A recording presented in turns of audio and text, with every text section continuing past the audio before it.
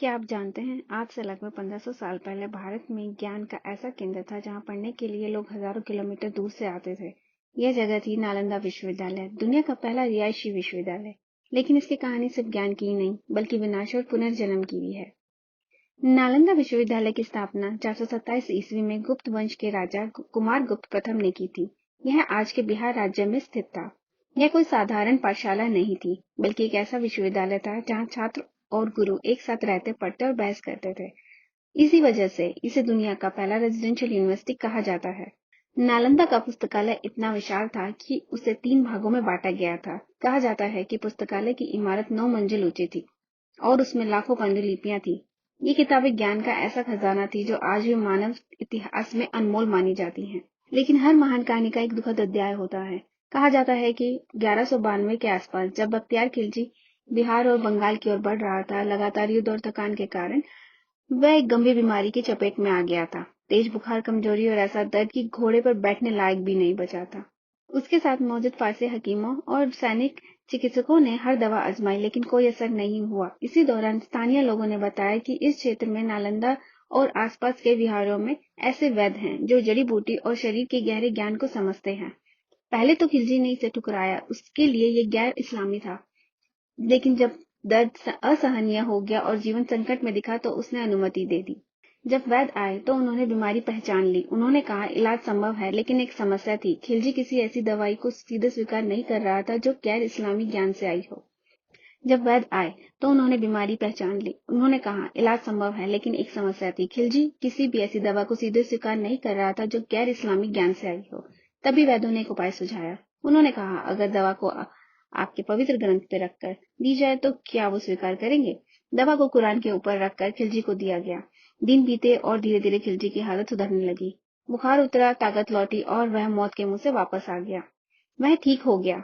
खिलजी को बताया गया कि वह दवा उस ज्ञान परंपरा से आई है जो नालंदा जैसे विश्वविद्यालयों में सदियों से सहेजी गई थी।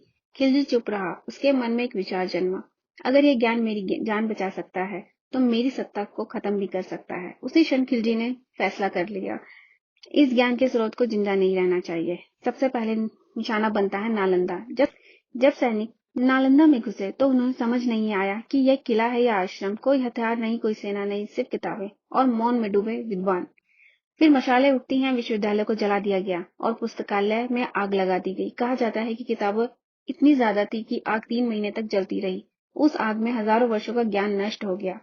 पांडुलिपियां, ताड़पत्र, ज्ञान की परतें सब आग में समा जाती हैं। नालंदा धुएं में बदल जाता है। फिर बारी आती है विक्रमशिला की। यह सिर्फ विश्वविद्यालय नहीं था, यह तांत्रिक और दार्शनिक ज्ञान का हृदय था। लेकिन अब तर्क नहीं सुने जाना था, सिर्फ आदेश सुना जाना था। मठ तोड़े जाते हैं, कक्ष उजाड़े जाते हैं और जो भाग सकते हैं वो भागते हैं। जो नहीं भाग पाते वे इतिहास से मिट जाते हैं। विक्रमशिला खामोश हो जाता है। फिर आग पहुंचती है ओदानपुरी। यह सबसे पुराना था और सबसे कमजोर भी, लेकिन यहाँ ज्ञान उतना ही गहरा था। यहाँ के विद्वान जानते थे अगर यह जगह गिरी तो अगली पीढ़ी खाली हाथ होगी। कुछ पांडुलिपियां छुपा दी जाती हैं, कुछ वृक्ष तिब्बत की ओर निकल जाते हैं, लेकिन सब कुछ नहीं बचाया जा सकता।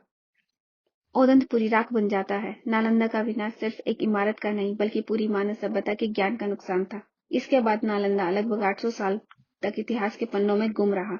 नालंदा की किताबें इसलिए नहीं जलाई गई क्योंकि वे कागज की थी, उन्हें इसलिए जलाया गया क्योंकि वह सोचने की आजादी सिखाती थी। 19वीं सदी में ब्रिटिश पुरातत्वविदों ने नालंदा के खंडरों की खोज की। साल 2016 में नालंदा के अवशेषों को यूनेस्को वर्ल्ड हेरिटेज साइट घोषित किया गया। साल 2010 में भारत सरकार ने नालंदा विश्वविद्यालय को फिर से जीवित करने का फैसला किया। आज आधुनिक नालंदा विश्वविद्यालय दुनिया के कई देशों के सहयोग से ज्ञान की उस परंपरा को आगे बढ़ा रहा है जो उसने सहेजी थी। नालंदा सिर्फ एक विश्वविद्यालय नहीं था, नालंदा वह जगह थी जहां ज्ञान धर्म था और प्रश्न पूछना सबसे बड़ा साहस। जिस आग ने नालंदा को जलाया वह आग किताबें तो जला गई लेकिन ज्ञान की सोच को नहीं जला सकी। आज जब हम शिक्षा की बात करते हैं तो याद रखना चाहिए, दुनिया को पढ़ना भारत ने सिखाया था।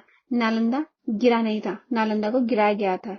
जब यूरोप अंधकार युग में था तब भारत ने नालंदा ज्ञान का सूर्य था। ऑक्सफोर्ड से 600 साल पहले और हार्वर्ड से 1000 साल पहले भारत ने दुनिया को पहला विश्वविद्यालय दिया। नालंदा का विनाश सिर्फ भारत का नुकसान नहीं था, वह पूरी मानव सभ्यता की हार थी। और आज नालंदा फिर खड़ा हो रहा है। यह बताने के लिए कि ज्ञान को दबाया जा सकता है, मिटाया नहीं जा सकता।